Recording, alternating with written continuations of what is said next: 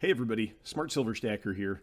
Allow me to welcome you to a world where energy meets economics in a plot twist that even Hollywood couldn't script. Today we unravel the story of the green agenda and how it is backfiring. If you want a preview of what this means, rising inflation and high energy prices in the West, while China, along with the other BRICS nations, enjoy the benefits of cheap oil. First, a word from today's sponsor. Buy your gold and silver from SD Bullion. Right now, new customers can get gold or silver at spot by visiting sdbullion.com/new. So it's looking as though China may get the early adopter advantage here as the green revolution begins falling apart.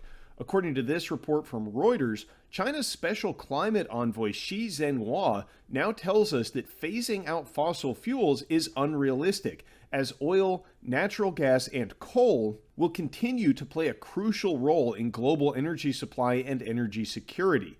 It is unrealistic to completely phase out fossil fuel energy, Xi told ambassadors in Beijing ahead of the November COP28 climate summit, at which he will serve as China's representative. While the West dreams of a clean energy utopia, China is flipping the script. Goldman Sachs recently raised their oil forecast for 2023 to $100 per barrel, but that's not what China will be paying. They have been busy locking in cheap supplies of Russian oil and gas, as the West has cut off their own access to these fossil fuels via sanctions. In July, Russia was China's #1 supplier of crude oil, even edging out Saudi Arabia, and that oil is being purchased at a significant discount to the Brent and West Texas intermediate prices that are paid in the West. China has also rejected the rest of the world's reduction in the use of coal. New coal capacity under development in China increased by 38% in 2022 alone, with 366 gigawatts of new coal generation capacity planned. And with OPEC energy powerhouses like Iran, the United Arab Emirates, and Saudi Arabia set to join the BRICS organization in January of 2024, the Global South's access to cheap and abundant fossil fuel energy looks set to continue for the foreseeable future. Even Venezuela, with the world's largest petroleum reserves, now wants to join up with BRICS. Now, contrast this with what is occurring in the West. China is going full John Wick on fossil fuels, ensuring they're locked, loaded, and ready to go, at least when it comes to their energy supply. On the other side, it seems like the West might need a bit of a training montage to catch up.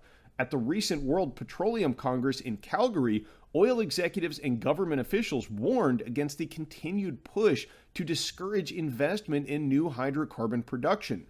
There seems to be wishful thinking that we're going to flip a switch from where we're at today to where it will be tomorrow, said Exxon CEO Darren Woods. The Exxon chief also intoned, no matter where demand gets to, if we don't maintain some level of industry investment, you end up running shorter supply, which leads to higher prices. And that is exactly what we are seeing here in the West.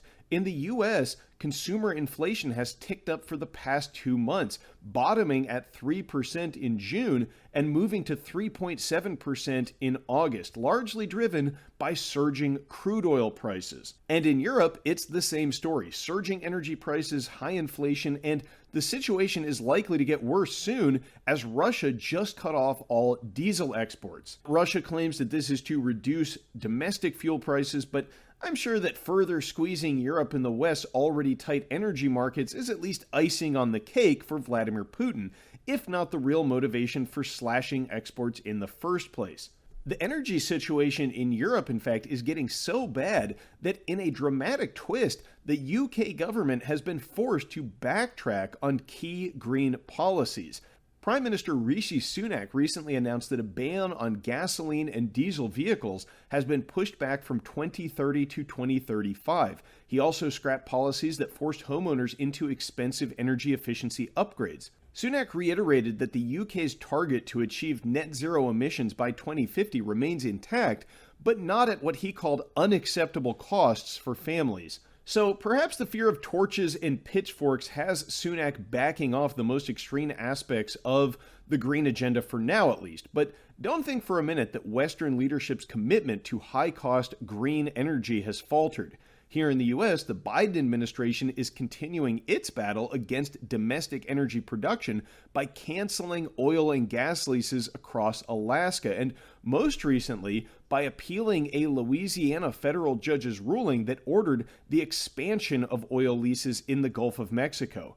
So don't worry, our leadership is still doing everything they can to keep energy prices as high as possible, reducing U.S. economic competitiveness and squeezing already cash-strapped, inflation-pressured consumers. But what's the takeaway here?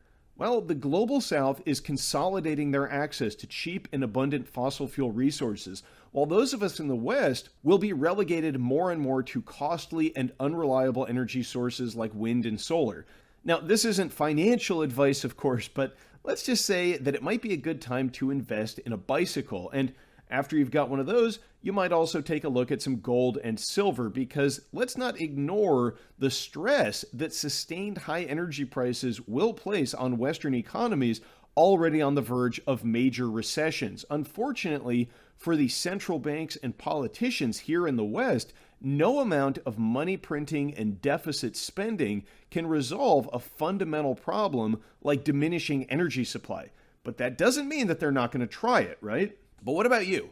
Are high oil prices, rising inflation, and a lower standard of living a worthwhile sacrifice for a green energy revolution? Leave me a comment down below to let me know what you think. Thanks for watching, everybody. Stay safe and happy stacking, and I will catch you next time. Smart Silver Stacker, out.